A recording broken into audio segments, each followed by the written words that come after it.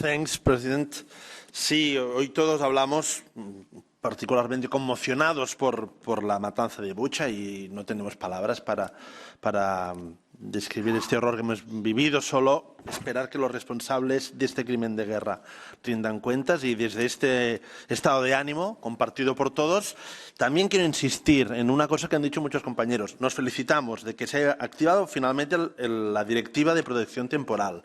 Pero es verdad, han hecho falta 21 años para que esta directiva se haya activado. ¿No ha habido ningún otro caso durante todos estos años en los que esta directiva hubiera sido necesaria? Seguramente sí. Por tanto, subrayo, lo han dicho otros compañeros, que a partir de ahora hagamos el uso de esta directiva que corresponde. Y felicito que el Consejo la haya activado, evidentemente, para la crisis de Ucrania. Y también quiero incidir en un punto que algún otro colega ha comentado, pero quiero subrayarlo.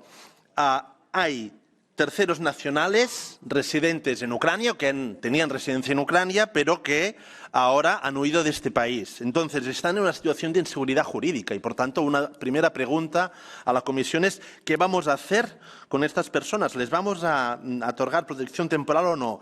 Los Estados tienen un margen de discrecionalidad muy grande en este sentido y, por tanto, la pregunta para la Comisión es si la Comisión tiene la intención de emitir alguna recomendación específica a los Estados miembros sobre los criterios que hay que utilizar ante estos casos. Y luego, muy brevemente, en el ámbito de la acción humanitaria, felicitar la reacción que está teniendo la Comisión, evidentemente la movilización del mecanismo de protección civil, pero tenemos un reto en salud muy claro. Entonces, en el ámbito de la salud, dos cuestiones.